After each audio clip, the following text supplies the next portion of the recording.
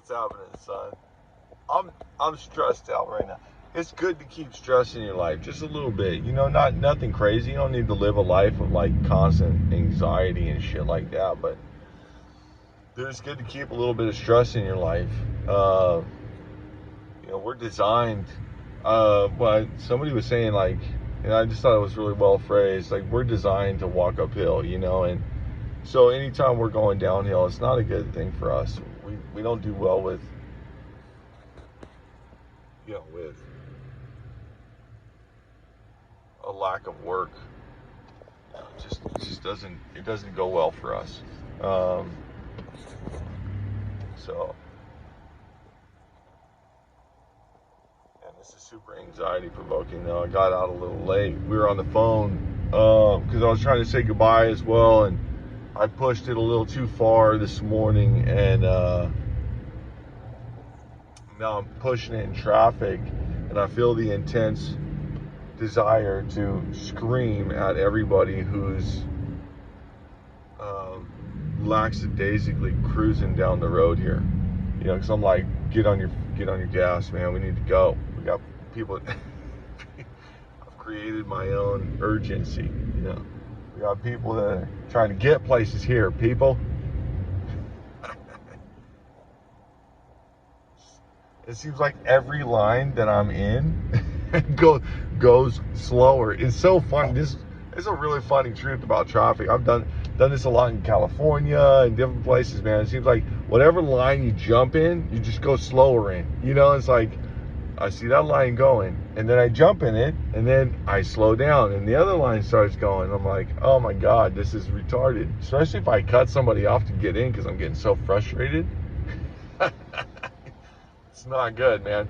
It's not good at all because I end up feeling really embarrassed when I cut through the line to get in, and then I want to get back over.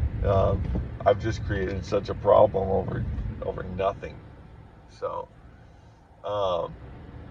anyways, dude, stress is a little bit of conflict is important to have. We should always be having a hill to go up to strive up. I'm not saying traffic is the hill to strive up, but it is important to have a new goal at all times because we are the healthiest when we're climbing a mountain.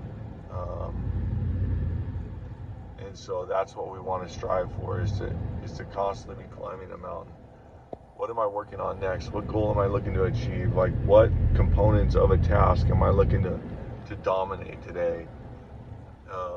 What parts of myself am I looking to conquer today? It's like there should always be some form of a goal that we're always working on.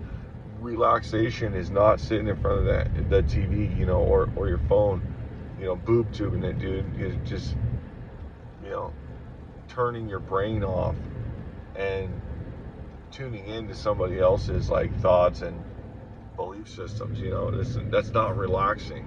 And don't get confused on that because relaxation for the brain is not lack of work. It's actually more like hobby work that you like to do, the creative side. It's like the only other relaxation where you turn your brain off is sleeping, like taking a nap. That's restorative. Yeah, I'm wondering. Oh, yeah, 8:03.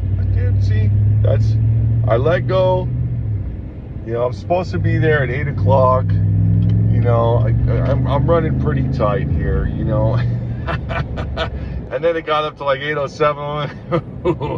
Yeah, dude, this is gonna be good. I'm gonna have some faith here. But it's funny because now it's saying 8:03. It's like 3-minute difference. Not a bad deal. I gave myself just enough of a window.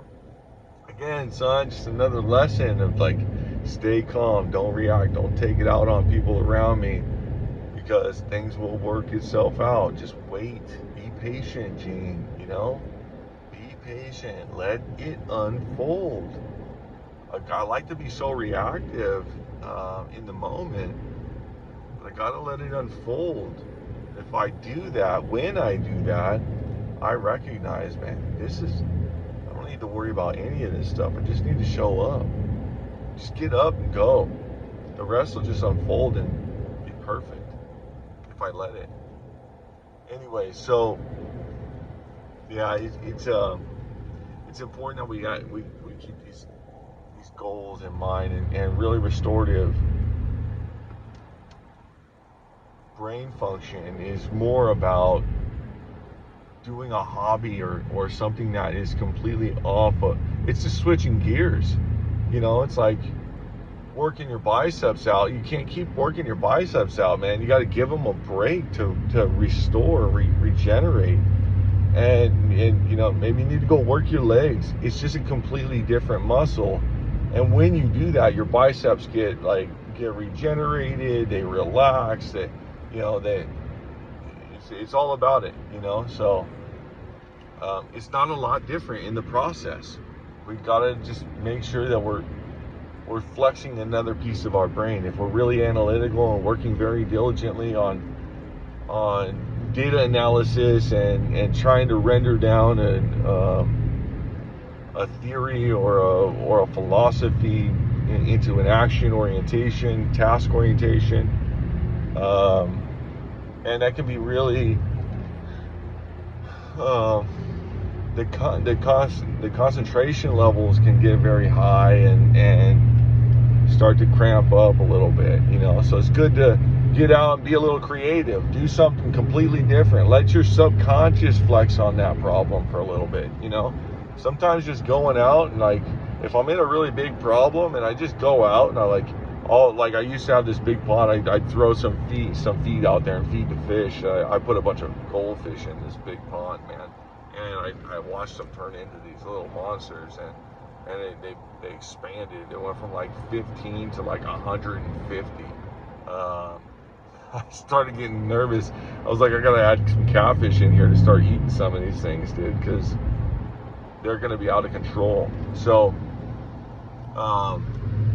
it's really important. I used to go out there and feed the fish and let my, it's really funny, I didn't know it at the time, but my subconscious was working on problems left and right, man. So I'd go out there and I just have this inspiration happen where I'm like, oh, that's it, that's the answer, and I'd go back and I'd smash the problem, but if I sat there at the computer just forcing myself to do the problem, I'd probably have been there for another 3 hours and not got anywhere more productive.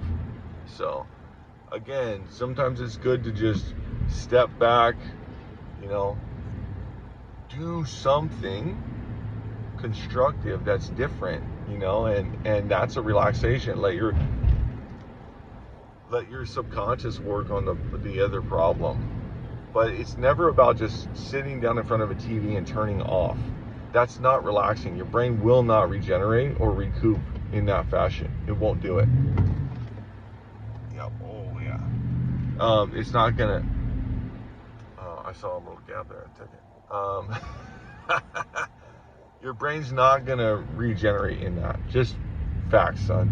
So, if you're studying in school and you got a lot of you studied for a full hour, on a topic, and you're thinking about a concept, and you're contemplating that concept, and you're trying to put it into rational terms and how life operates. That's really smart to do, is to take the concept, understand it to the point of how it actually lives in real life. Then you understand it on a deeper level, and when you do that, it's pretty hard to mess yourself up. So it's a cool deal. But if you're doing that and you're thinking about that for like an hour, go out and do something completely different for like the next 20 minutes. Go do a quick workout or talk to a friend about something completely different. Do something constructive. Draw. You don't have to draw, but it's just the point is do something different that's going to pull your brain away from that topic, because it shifts it immediately to the subconscious. That your brain will not stop working on it. It will not stop working on it. So use it to its fullest advantage. Let it do what it does, and then and live. That's a way to live like a stress-free life. Like we don't want a life without struggle. Like, struggle's what reveals us to ourselves.